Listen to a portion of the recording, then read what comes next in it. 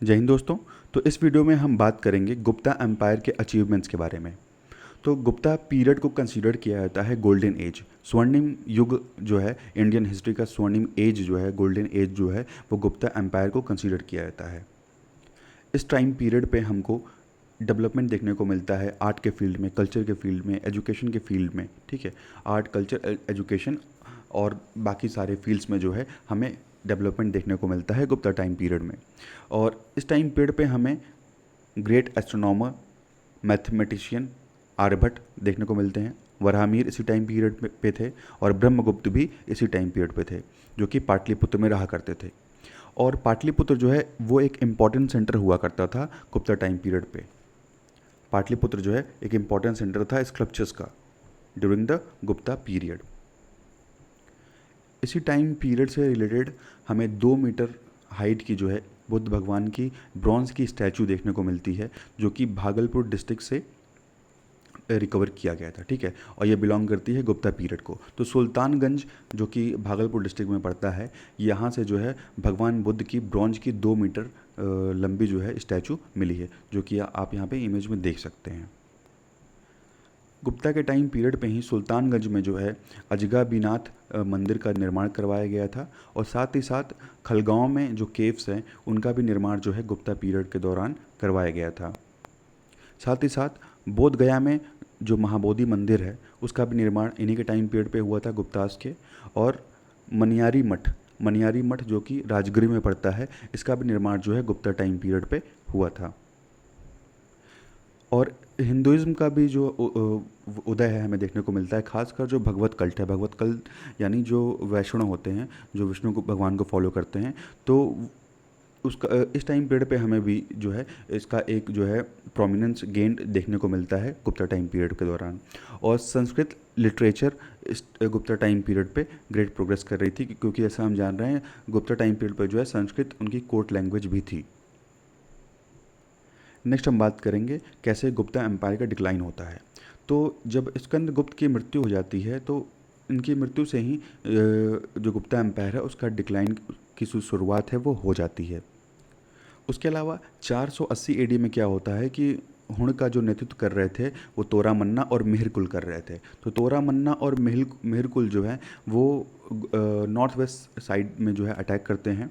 उसके अलावा फिर उसके बाद 500 एडी में भी दोबारा जो है इनके द्वारा जो है नॉर्थ वेस्ट साइड में जो है अटैक किया जाता है। तो बार बार हुणों के जो आक्रमण हो रहे थे गुप्ता एम्पायर पे, तो उस आक्रमण की वजह से भी गुप्ता एम्पायर जो है धीरे धीरे वीक होने लगता है और डिसइंटीग्रेट हो जाता है और उसके बाद डिक्लाइन कर जाता है। और हुणों के आक्रमण की वजह से भी जो है जो उस टाइम का जो ग्रेट लर्निंग सेंटर यानी जो तक्षशिला हुआ करता था वो भी डिस्ट्रॉय कर दिया जाता है। तक्षशिला जो है पूरा हुणों के द्वारा आक्रमण करके जो है लूट लिया जाता है। हुणों के आक्रमण की वजह से गुप्ता एम्पायर तो वीक हुआ ही, लेकिन उसके अलावा जो और इनके डिक्लाइन का कारण रहा वो ये रहा कि मालवा में जो है यशोधर्मन का जो है राइज हो रहा था। मालवा में यशोधर्मन का राइज हो रहा था, और उसके साथ साथ जो है जो वकातकास थे, तो वकातकास का भी जो कंपटीशन था वो इनसे था। तो इसी वजह से जो है हुणों के आक्रमण की वजह से मालवा में जो है यशोधर्मन का रूल आ गया था उसकी वजह से, और वकातकास की वजह से भी जो है गुप्ता एम्पायर धीरे धीरे डिक्लाइन करने लगता है। जो गुप्ता टाइम पीरियड का हमको लास्ट इंस्क्रिप्शन देखने को मिला है वो मिला है विष्णुगुप्त टाइम पीरियड का, और वो है दामोदर कॉपर प्लेट इंस्क्रिप्शन। ठीक है, ये लास्ट इंस्क्रिप्शन है गुप्ता एम्परर का, और ये है दामोदर कॉपर प्लेट इंस्क्रिप्शन जो कि विष्णुगुप्त के टाइम पीरियड का है।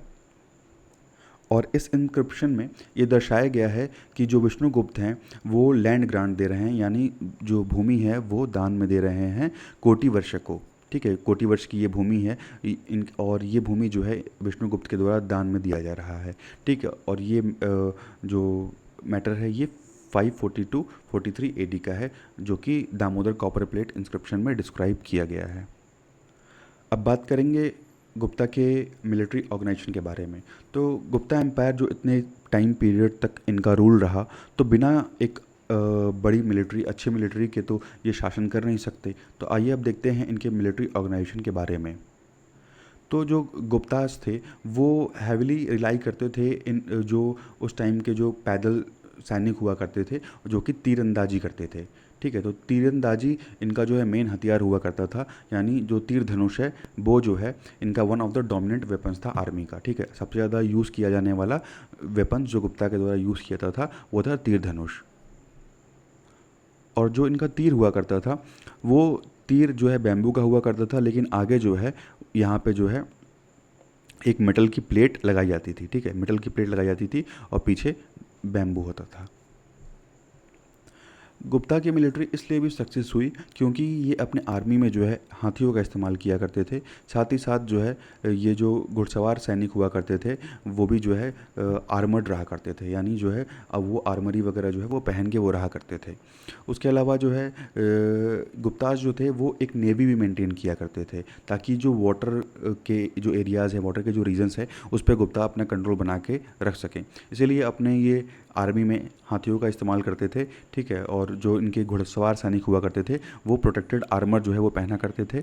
और गुप्ताज जो है वो एक नेवी भी मेंटेन करते थे, ताकि जो वाटर बॉडीज़ हैं उसके आसपास वो अपना कंट्रोल जो है वो बना के रख सकें।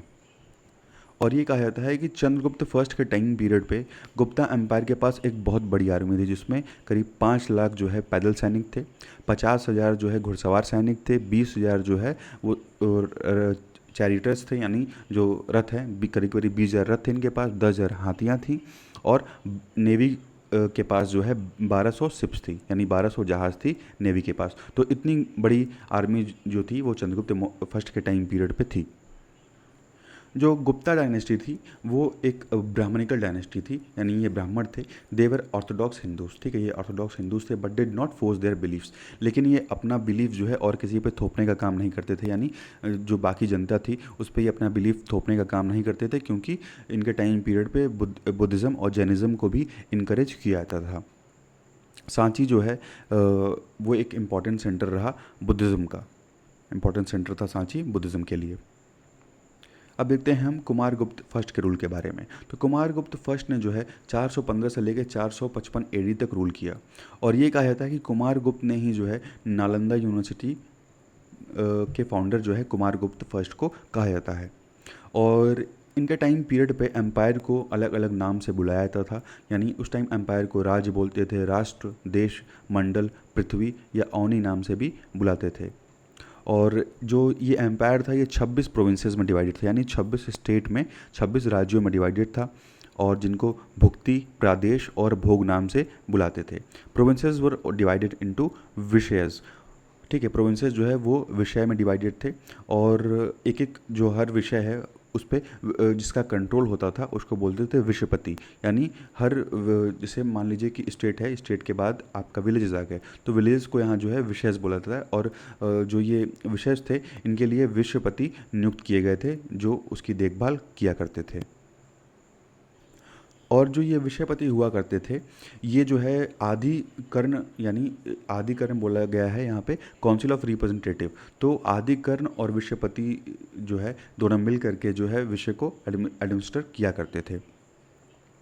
और ये आधिकर्ण में जो है इनके 4 रिप्रेजेंटेटिव हुआ करते थे। तो ये चारों रिप्रेजेंटेटिव जो है ये मिलके विषयपति को असिस्ट करने का काम करते थे। तो जो ये 4 रिप्रेजेंटेटिव थे इनको बोलते थे नागर श्रेष्ठी, सार्थवाहा, प्राथमकुलिके और प्राथम कयास्था। ठीक है, ये 4 इनके रिप्रेजेंटेटिव हुआ करते थे। अब बात करते हैं गुप्ता एम्पायर के लीगेसी के बारे में। तो गुप्ता एम्पायर के टाइम पीरियड में ही कालिदास रहे, जो कि एक ग्रेट प्ले राइट थे, जिन्होंने जो है कई अच्छे अच्छे प्लेज लिखे, जैसे शकुंतला। और शकुंतला जो है वो हाईएस्ट पॉइंट है संस्कृत लिटरेचर का।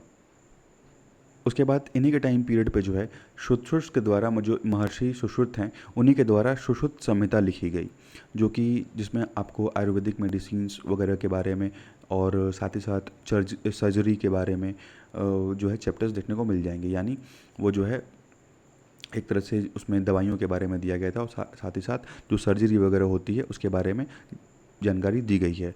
ठीक है, तो ये महर्षि सुश्रुत के द्वारा लिखी गई है सुश्रुत संहिता।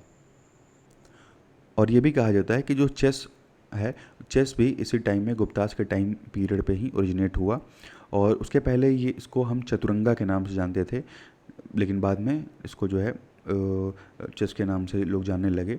पहले इसको चतुरंगा के नाम से बोलते थे। तो इसमें चतुरंगा इसलिए बोलते थे क्योंकि इसमें जो है मिलिट्री के 4 डिवीजन्स हमको देखने को मिलता है। पहला है इन्फेंट्री, यानी जो सैनिक हुआ करते हैं। उसके बाद है कैवलरी, जो घुड़सवार हैं।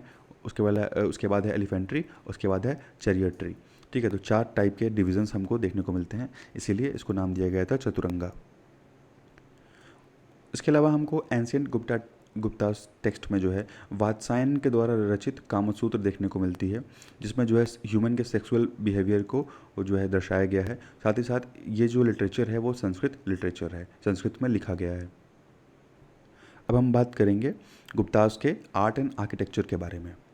तो इस टाइम पीरियड पे हमको जो है हिंदू के साथ साथ बुद्ध और जैन तीर्थंकर के जो फिगर्स हैं वो भी देखने को मिलते हैं, और जो कि बहुत बड़े स्केल में जो है इनका निर्माण हुआ करता था गुप्ता टाइम पीरियड पे।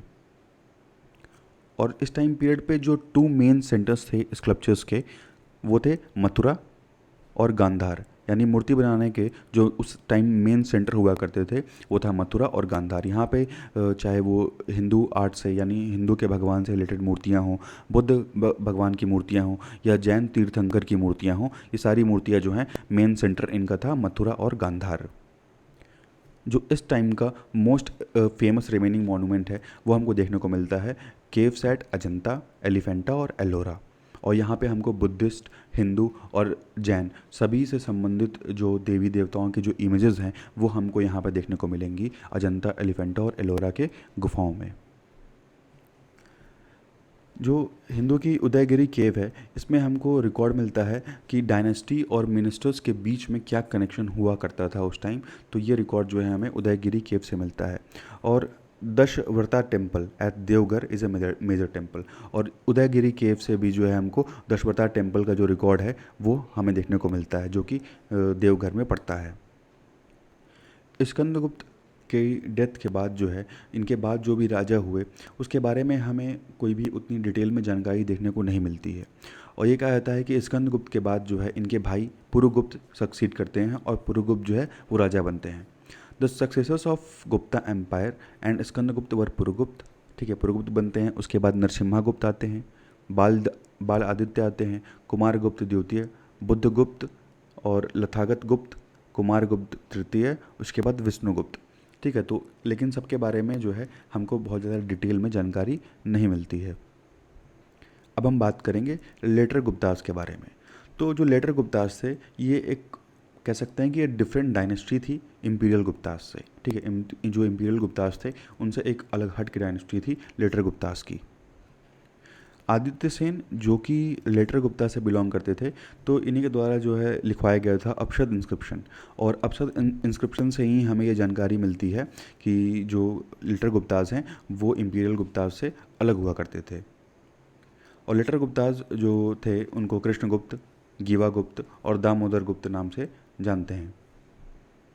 नेक्स्ट हम बात करेंगे कि बिहार में कौन कौन से जो फॉरेन विजिटर्स थे, जो फॉरेन ट्रैवलर्स थे वो आए। तो मेगास्थनीज जो है, जो कि सेल्यूकस निगेटर का एम्बेसडर था। सेल्यूकस निगेटर उस टाइम जो है सीरिया का राजा हुआ करता था, तो उसी का दूत था मेगास्थनीज, जो कि चंद्रगुप्त मौर्य के टाइम पीरियड पे आया था और चंद्रगुप्त मौर्य के कोर्ट में रहा भी था। और मेगास्थनीज ने ही जो है इंडिका नाम की किताब जो है लिखी, जिसमें जो है उसने चंद्रगुप्त मौर्य के टाइम पीरियड के बारे में जो है डिटेल में डिस्कस किया है। उस टाइम पीरियड में क्या क्या हुआ था और कैसे एडमिनिस्ट्रेशन चल रहा था। ठीक है, क्या एडमिनिस्ट्रेशन का सिस्टम था, सारी चीज़ें जो हैं वो मेगास्थनीज के द्वारा इंडिका बुक में कवर की गई हैं।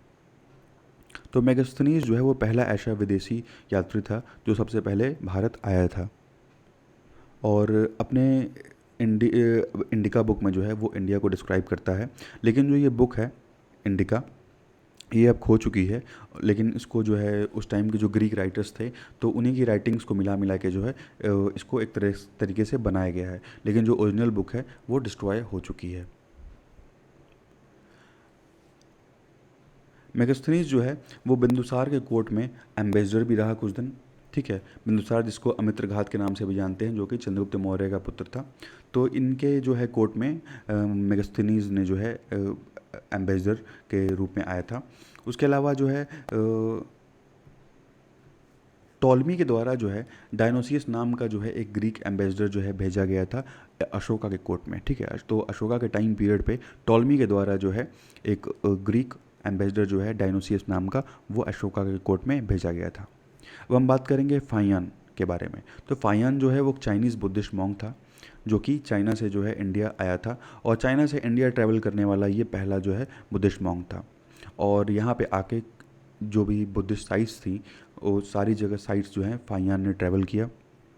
और उसके अलावा फाहियान जो है वो आया था चंद्रगुप्त फर्स्ट के टाइम पीरियड पे, ठीक है। चंद्रगुप्त फर्स्ट के टाइम पीरियड पे जो है फाहियान आया था इंडिया। और फाहियान जो है वो पहला ऐसा चाइनीज़ पिलग्रिम था जो इंडिया आया, यानी चाइना से पहला व्यक्ति था फाहियान आने वाला जो इंडिया आया। उसके बाद ये लुम्बिनी जाते हैं, लुम्बिनी जो कि बुद्धा की बर्थ प्लेस है। और यहाँ पे जो है ये इंडिया में जो फाहियान ने जो भी ट्रैवल किया, इसने एक अपना रिकॉर्ड बनाया जिसको कहा जाता है रिकॉर्ड ऑफ बुद्धिस्ट किंगडम्स, ठीक है। और अपने ट्रैवल के बारे में जो है रिकॉर्ड ऑफ बुद्धिस्ट किंगडम्स ने फाहियान ने डिटेल में लिखा है। इसके बाद है ह्यूंग सांग 630 AD से 645 AD।